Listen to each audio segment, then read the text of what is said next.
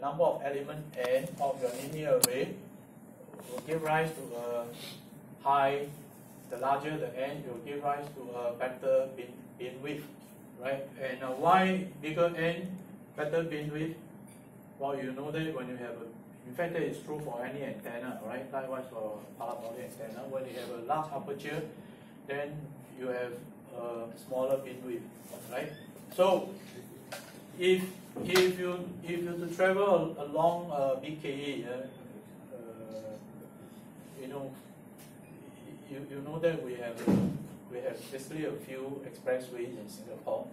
Along PIE and BKE junction, you see we have this earth station. I think should be owned by Telecom. A few big, parabolic antenna. So the parabolic antenna of that size will give you a beamwidth of about 0.5 degree. So therefore, if you to construct we have a tutorial. So if you to construct a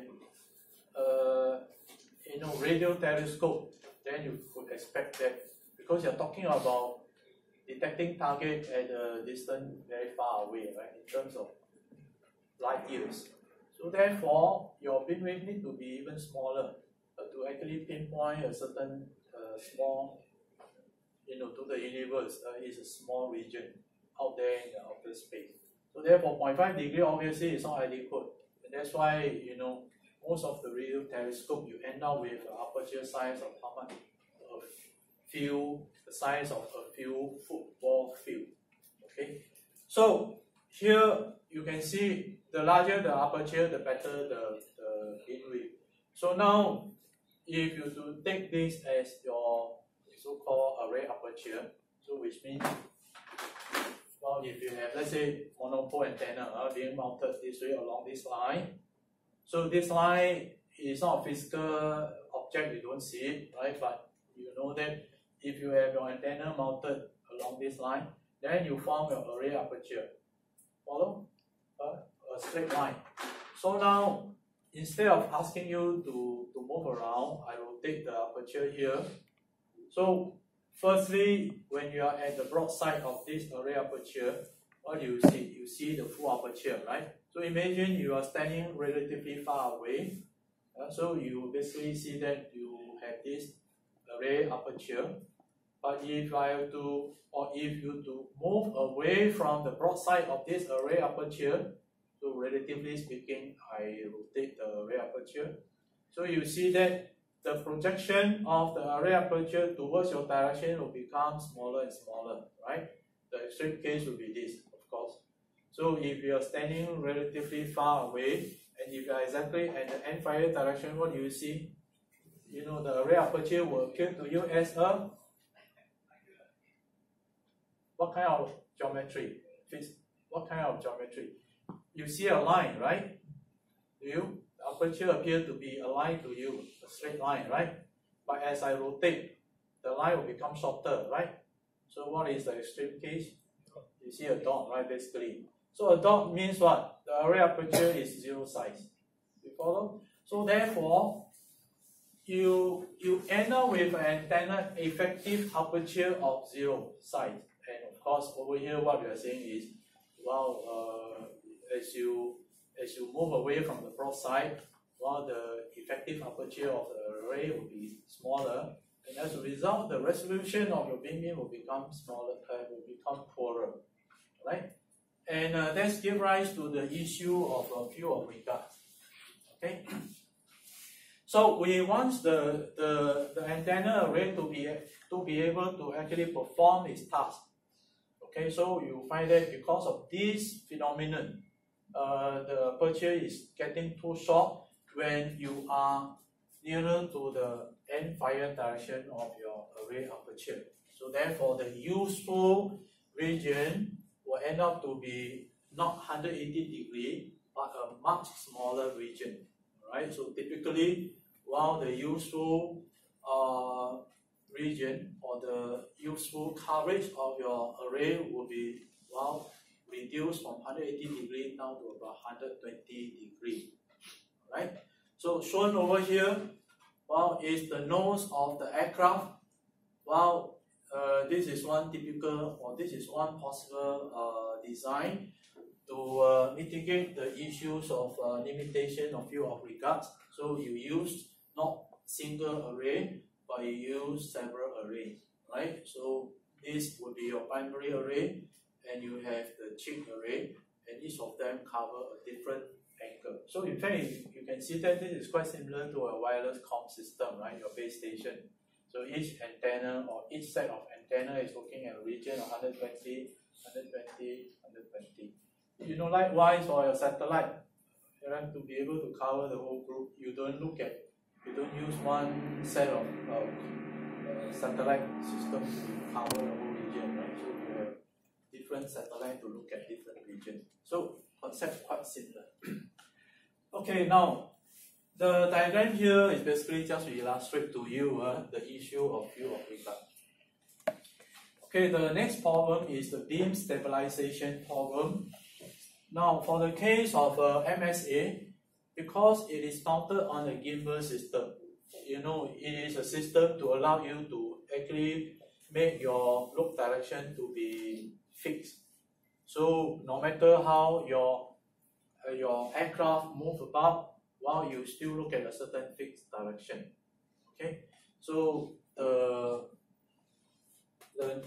the ESA, while do not have a gimbal system, so therefore it's going to suffer from beam stabilization problem. You know what I'm trying to say? If the aircraft is stationary, you say you fix your beam to be in this direction, that's fine. But the next moment you say aircraft is flying at a relatively high speed, the aircraft may turn, and that's why we have the issue of roll, pitch, and yaw. Now, you don't have to memorize all this, just to let you know there's such an issue, that's all. You're not expected to memorize all this. So, roll here means, you know, aircraft. Imagine that is the nose of the aircraft. So that's roll. So, pitch here is referring to this, and then you have yaw, right, referring to this motion. So roll, pitch, yaw give you the three different types of movement.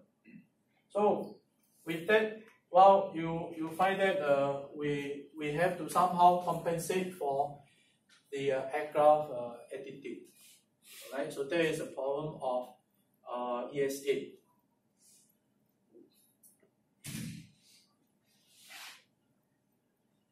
Now, I did not highlight one point here about field of regards. For the mechanically stable array or mechanically stable antenna, do we have such issue, field of regard? Imagine now you have a uniform linear array, so there's no adaptive wings, right? So the array may be actually, you know, mounted on a fixed, solid or rigid structure. You can actually rotate it. So if that's the case, do you have issue of field of regard? The answer is no. Because for ESA, electronically stable array, the beam is actually, the array is fixed, not moving.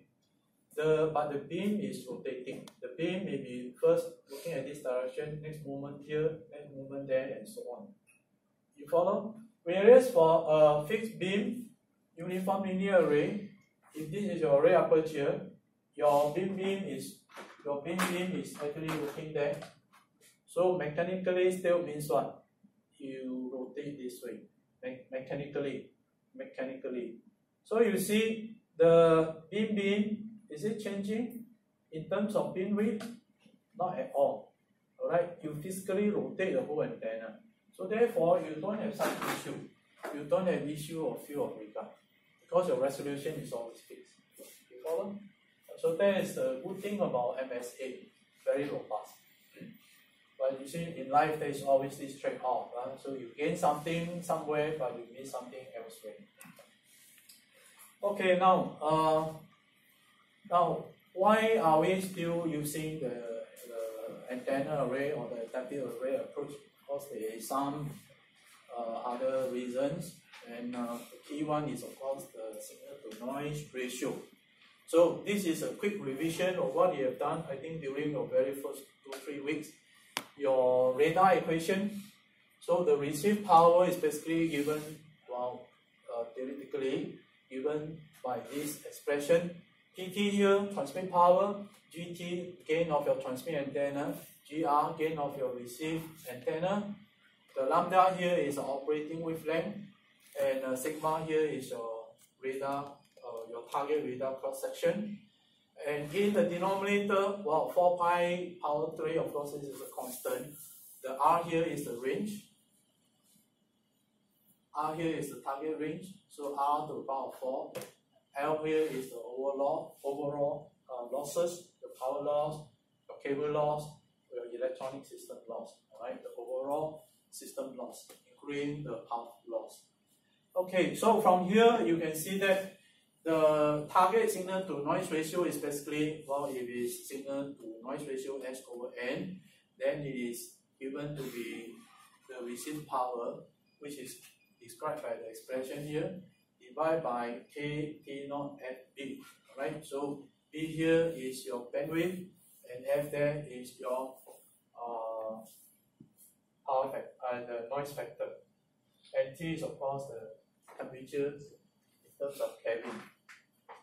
So with that, well, you can see that the signal to noise ratio is proportional to PR, and PR is directly proportional to the transmit power, gain of antennas, and so on.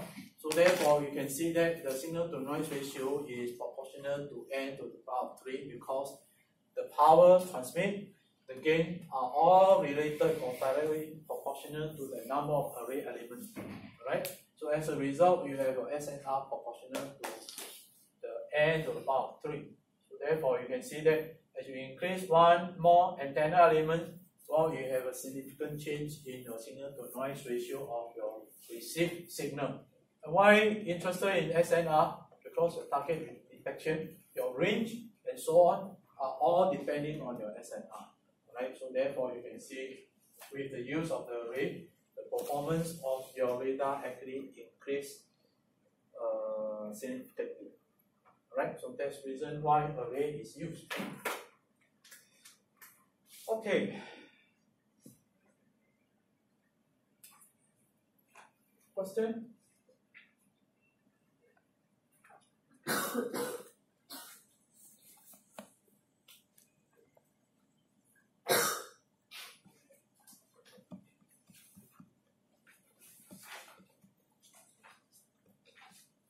Okay, this topic is usually not treated for undergraduate course. So you know, array processing is quite a specialized course, and usually it's done at the postgraduate level, usually master degree level or for PhD students. So it will not be easy for the undergraduate student to actually master this topic, and well, that's why you have to follow this quite consistently. Now, you can't find a book, you know, for undergraduate program, you know, to catch up with this topic. Usually, I think it's quite difficult for you to find one. All right.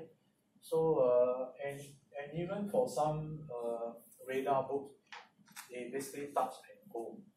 Right. So you can't really find one full chapter talking about array. And but over here, we try to, you know,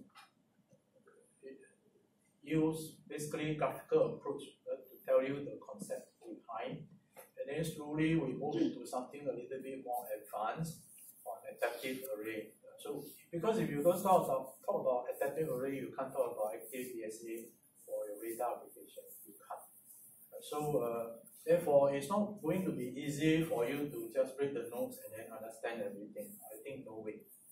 Unless you are really genius, you read up 1,000 books to follow the topic. It is unlikely. So one book on array processing will take you, likely a few months to digest. And also, a lot of processing involves statistical signal processing. So you need to have quite strong mathematical foundation to be able to do that.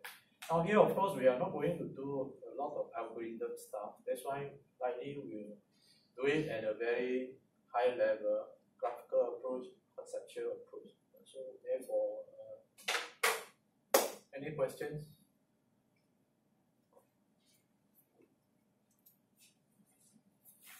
Okay, so sorry, if you need to go to the washroom, go ahead and come back in 2 minutes time. All right.